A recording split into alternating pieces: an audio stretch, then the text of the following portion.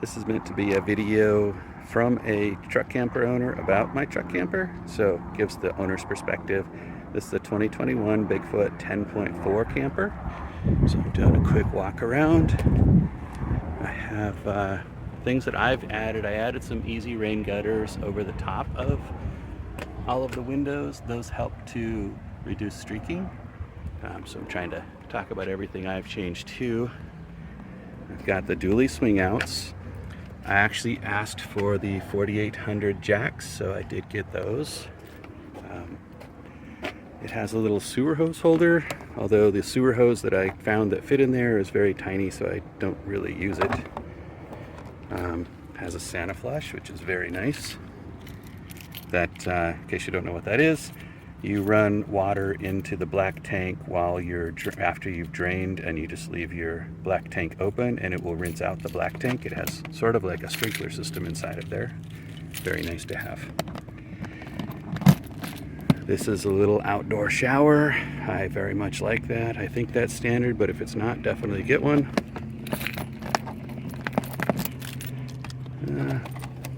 Here's where your water connections are. You either fill or you do your shore connection. All of the keys outside are the standard 751, which happens to be on about 75 or 80% of RVs. So if you think that your hatches are secure from other people out in campgrounds, they're not on all campers. It's very rare to have something other than this key size. This is the hot water heater. I don't really go in there much, but you do need to winterize on occasion. This is the outside of the heater. I have a little connector for cable. These are my fast guns. I very much like the fast gun connectors over the old style. So these are easy to take on and off. You just pop that and take it off. And another advantage of that is if you are camping, you can just pop all four of these and level your camper with the jacks. So even if the ground's a little bit uneven, you can still make your camper flat. This is where the power connects. This is a storage hatch. It has a light, and this one is also accessible from inside. This board right here is underneath of the bench that's at the back of the camper. This is another storage hatch, and this is also where the transfer relay is for power. So if you plug into shore power, it automatically transfers you over. Versus if you're running your generator, that's what it's for. So one or the other. Coming around the back, I have a nice ladder set up, a great awning that's power and comes out. You have your storage underneath and a little step. I run the super hitch under here, so this is a hitch that's right at the back of the steps that doesn't interfere with the steps. If you've ever had to deal with scissor steps, you will greatly appreciate this because it's an awesome setup.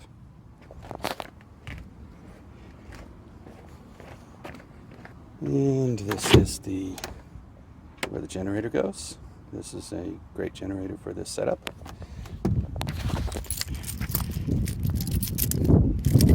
This is the hatch where the batteries go. I have two 6-volt batteries instead of two 12 volts because it's better. I'm not going to explain why. Got some AC connectors, my windows, and again I've got the little gutter system around all the windows. This one does get a little streaking from the awning. I did an awning, which this is a hand crank type awning. It's very nice to have if it's raining or something. It is a little bit high off of the ground, so it's a good 10 feet up about. Let's see, there's the refrigerator, and these are the propane tanks. So you've got two decent sized propane tanks. Don't know what else I have to show from the outside. I'll do a backed up. It has the AC unit that will run off of the 2.5 generator, or the 2500 watt generator. So I think it's 11K, but it's good enough for that camper. I've got the King antenna. It has both of the solar panels, so I think that's 260 watts that is on there. I did add, I'll back up some, I did add the covers over the top of the vents to keep rain from coming in when it's raining out and I have the vents open. And I have the window thing, whatever you call that, over the top of the shower. I don't know why I went brain dead on that one. So there we go. Before I go in, I'll show quickly the storage. So to get to the storage, you open the door, you unscrew these hold downs that are on the little extra step there, and you pull that step off. The door has to be open to do that. I already unlocked these, so it'd be easy. So it has a nice storage that goes all the way to the front. Probably hard to see with the sunlight. There's light. There is no access from inside. The 10.6 has a little hatch that's by the fridge. This one doesn't have a hatch, the 10.4. Let me lock this real quick.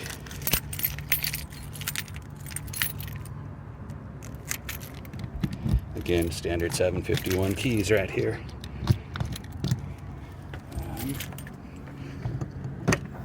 Let me put a step back.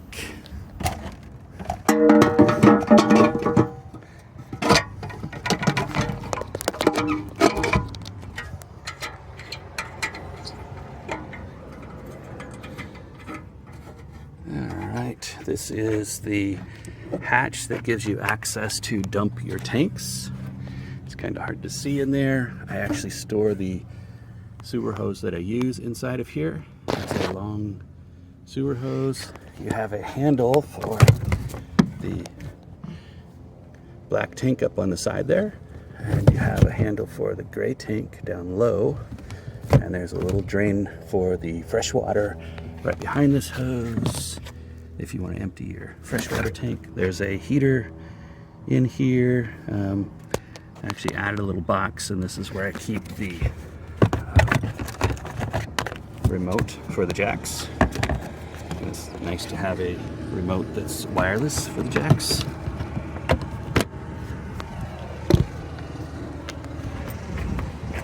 So the back porch is definitely a big upgrade over my old Bigfoot 10.6. I think ours was a 2005.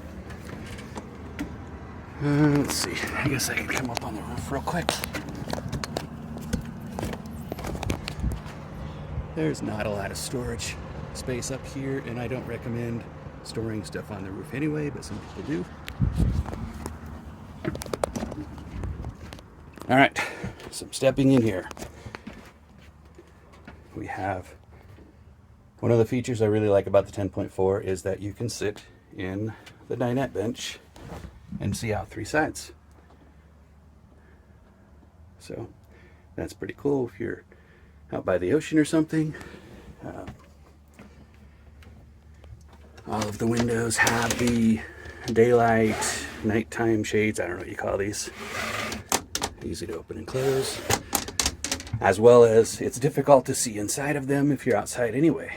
So have storage above. Got a bunch of junk in there apparently. I think it comes with this skylight that also has a shade. Skylight, that's what you call the window thing I couldn't think of earlier. The blinds on this side are a little bit different, but that's fine. Probably because of fire reasons or something. Let's see, here's the stove. Easy to get access to. Microwave is inside of this cabinet, so that's nice. It's tucked out of the way. Then you have plenty of storage otherwise. Let's see. Under this bench I mentioned, there's a hatch that's accessible from the outside also. So there it is.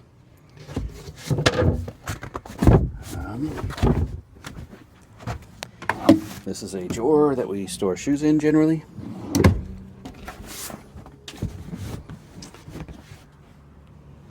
For when we're camping, and we can close all the windows, but there's no way to to cover the window that's in the door.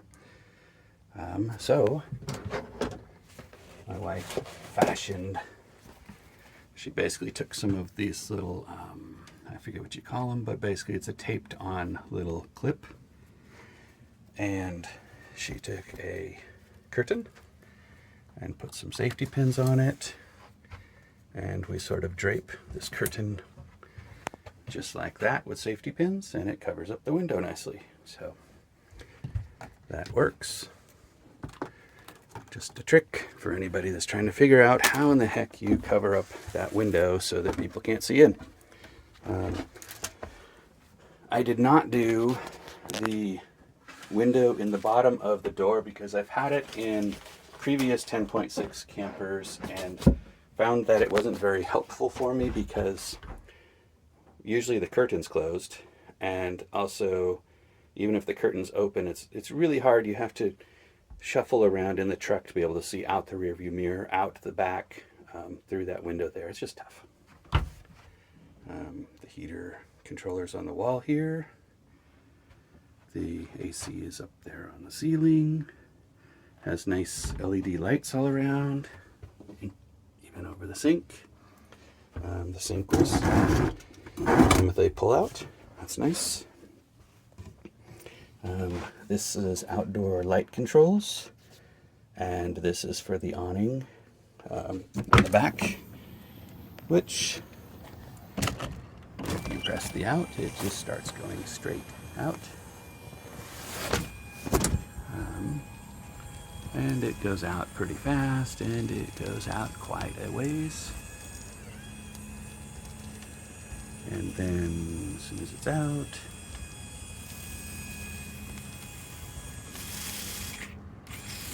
there we go. And there's a row of LED lights that's on the next switch in.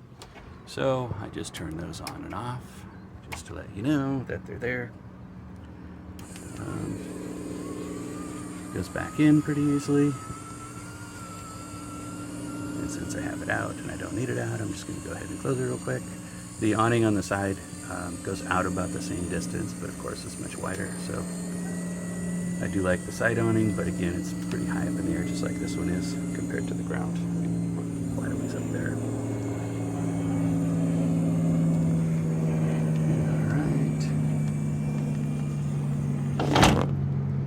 And it's closed. Okay, so back in here. So we've got the refrigerator. I do like the outside of the fridge. It's kind of nice. Comes with little holders to hold the fridge slightly open if you're not using the fridge or the camper. Here is your information panel. So you've got battery. I just emptied the water tank, so it's at 0. Gray tank's at 0, and the black tank is at 0. And this is also the switch for the water pump. Let's see, it has the oven, which some people like, some people don't. Got an AC there. This is the controller for the hot water. One side uses AC, so you do get built-in AC hot water heater, and this is the propane hot water heater. Generator has all of 2 hours on it. Under the cabinet, we've got some storage, and we've got the water fixtures and the controller for the jacks. So we tend to just throw the garbage in here, and we store empty glass and recyclables right there. It has a few drawers here. Has a drawer under the stove. This is where the solar panel is, with the 260 watts of solar on the roof. My batteries are generally full again after using the camper all night by about 10 or 11 a.m. This is a nice big drawer. We store a pan in the oven usually. There's another drawer under the fridge. And the fridge is a nice sized fridge. Works pretty well. There's a little shallow cabinet here that we put canned goods in. That's where your power switches are. This is a closet, a decent sized closet. It's hard to see from here. And there's also the information about your camper there. Oh, and I think, yeah, the King Jack is right here in the closet also, so you can spin the King Jack and turn up the power for your television. So, I'm going to back up, show you, here's the door for the bathroom. And going to the other side, here is the bathroom. So, there's a toilet, and it's got a mirror back there, has storage above. We Velcro stuck a extra container there for stuff that we use often. There's the sink. There is the storage. The hot water tank is actually on the back of that, so the controls for the hot water tank are right there when you want to bypass it and winterize. A lot of people don't realize that Bigfoot puts the toilet paper roller right beside a closet or right beside the cupboard like this, so that you don't have to hold the cupboard open to get to your toilet paper. It's right there. We did not do the screen that you pull out for the shower. I sort of regret that. I wish I would have, because this one pulls in every time I take a shower. It draws in towards me, and I don't like that. Gives you less room in the shower. I really like the Oxygenics, I think it's called, shower head, so I always swap those out on an RV right away because it gives you a stronger shower with the same water pressure. This might be confusing. We have a little collapsible footrest, and the reason is I didn't realize how high up the toilet is when we bought this. And so if you're sitting on the toilet, your feet don't reach the ground. However, we did find that if you grab one of these, then there you go. Your feet can reach onto this little stool. And it can even fit sideways. Yeah. Anyway, I was surprised that I didn't realize that my feet would be up in the air. So, not a big deal. Easy to fix. What else do we have? So that's a little curtain to a window that goes up into the cab. Nothing really worth seeing there. You have a queen size bed, but it is a few inches shorter than a normal queen size bed. I don't remember the exact dimensions. It seemed pretty good. We did add a 3/4 inch mattress topper on top of it to give a little more cushion. There's a nice big closet over here on the driver's side as you come in. There's a heater hose that comes under it, and it comes out right there, so you do get heat up here. This is your emergency window, and it has the day and night shade system on it. There's a storage here. The back cupboards, if you don't know, are very deep. These are big cupboards. It's kind of nice. Has some lights that are entirely too bright and not dimmable. They really should make those dimmable because I can't even use them. Okay, I use them if I'm trying to blind my wife. Here's another deep storage cabinet. And this side, of course, has the same shades and all of the windows open. This is a deep storage, and it actually goes up underneath of this little ledge that's up here that the TV is above. So that's a 12-volt television. So you can watch television even without shore power. There's a little drawer there. I have the vent up here. I really like these fans.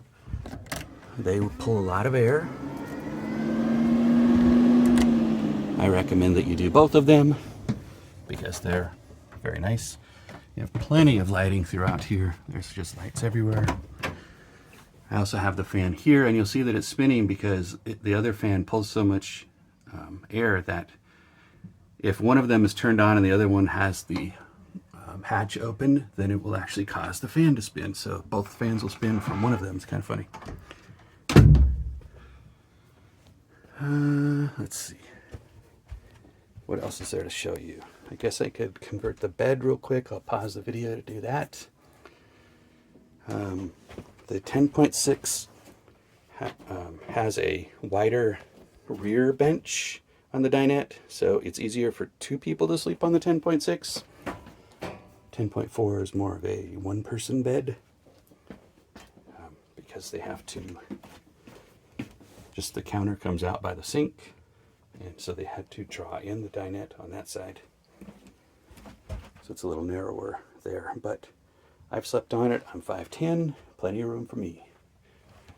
What else is there to talk about? Oh, we used to have a 10.6, and one of the reasons we had a 10.6 is because your dinette is up against the bed, so you get a little bit more opening, but we had a dog, and so our dog could just jump up, and come all the way up onto the bed anytime it wanted, so we let our little mini Dachshund climb up on the bed.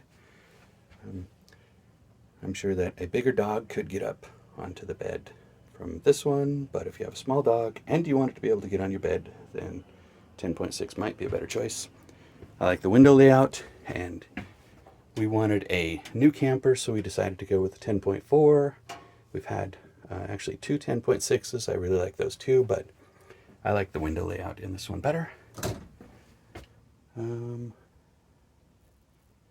Yeah, don't really know what else to say. If you have questions about it, feel free. I'm going to post this on Facebook because people keep asking. Oh, these are our charge cables because there's USB right there. So I could take those out, but I don't. Anyway, I'm going to pause. I'm going to convert the bed real quick, and then I'll make another little short video of that.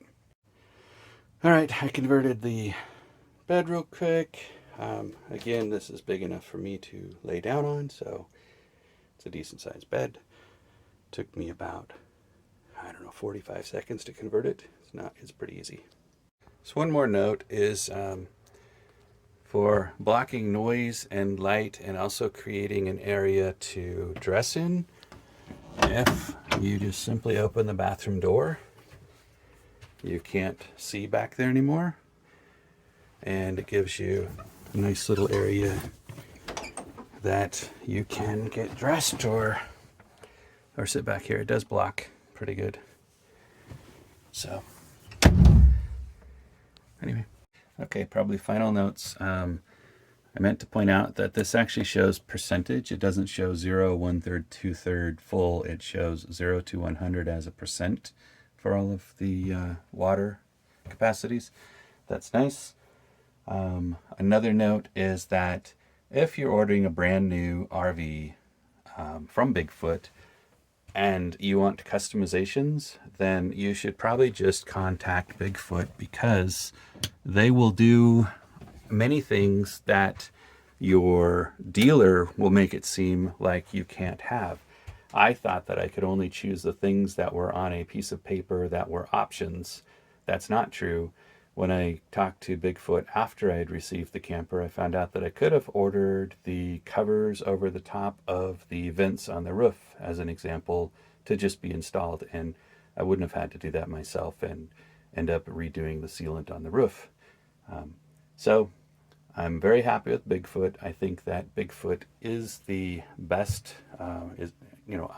We chose Bigfoot because we think it's absolutely the best camper you can buy. And we chose the 10.4 because of the windows, I'm not trying to give a plug for Bigfoot, but I guess I am anyway because I'm very happy with the camper, and this is what I would buy if I was going to buy again. Thanks.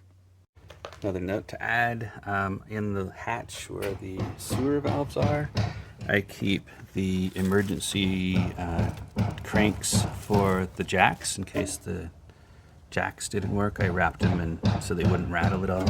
And I also keep the awning crank, which is, this again is a long storage unit, so this is a 5-foot crank, so it goes clear up in there.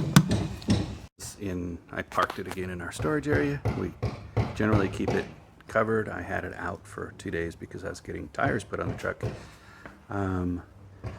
We have the super cab, and it's nice because there's storage, so we keep some folding kayaks, some Oru kayaks in the truck. So it gives us the ability to go play on the water if we want. I also added a front hitch to the truck so we can put bicycles up in front of the truck if we choose to.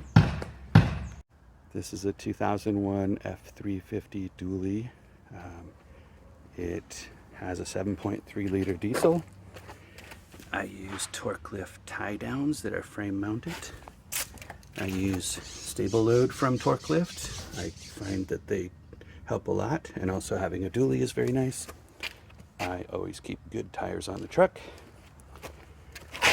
I have a super hitch on the back, which looks pretty big. It's hard to see in the sun probably. It's a super hitch 20K, and I do that because I tow either a boat or a Jeep behind here. I also have a super truss extension. This is a 48-inch extension. It has dual bars on it. This fits perfectly underneath of my 10.4. If you don't have a newer truck camper, like a 10.6 or a 10.4, and you don't have the big step on the back, then you can actually use a 42-inch and it fits better than the 48. I have a bed liner in the back. I run the cable up front. I put a couple of 1.5-inch boards just inside of my wheel wells to make the truck camper fit tighter, because I have found that when I am driving down the road and there's wind coming from the side, sometimes the front of the camper will move over a couple of inches. I don't like that. This helps to stop that. I'm getting ready to load this truck camper. A couple of notes that people may be interested in. Try to lift the camper straight up into the air. And when you're actually loading the camper, sometimes you'll need a little bit of space on one side or other of the inside of the truck bed. If you lower the two legs on one side, it will actually cause the camper to sway left or right an inch or two, depending on how far up in the air you are. Just a hint. I guess this is also a good time to do a quick walk around from the outside. There's an access port right there. It's screwed on. There's my center of gravity. This is just to look at the underside of the camper that you normally don't see when it's sitting on the truck. Here's where the connector is for your 7-pin. It has the little tabs that stick out here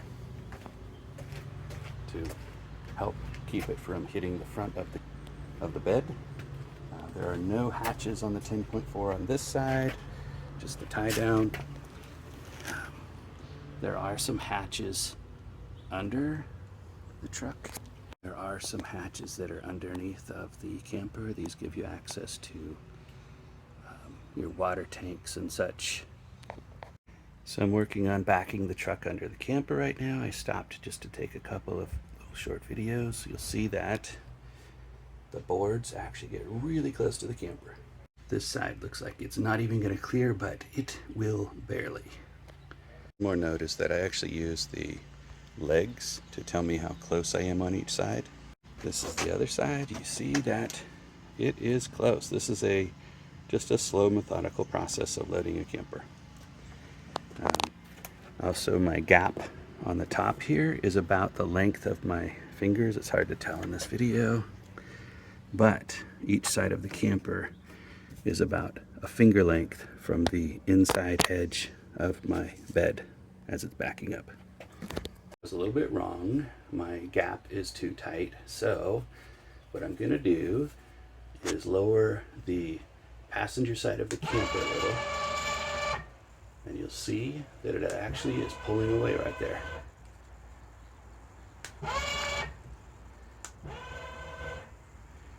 Gives me a little more distance to use there, a little more gap. It's also good to show the gap that I have above, between the bed and the camper. So the cement is just slightly tilted to the driver's side of the truck, and so you can see that it's higher on the driver's side than on the passenger side, but I still have a good 4 inches on the passenger side, even after lowering it a little bit to realign the camper inside of the bed. Okay, just loaded up the camper. Well, actually I haven't dropped it into the bed yet, but I wanted to show you the clearances I have. So I give myself a good 1.5 inches between the front of the front of the bed and those rubber stoppers. I just plugged this in to the 7-pin. Again, I've got about a finger's length space between the inside of the bed edge and the camper. Back in the back is where it gets hairy. I literally have just over a finger depth between the inside of the tailgate opening and the camper on each side.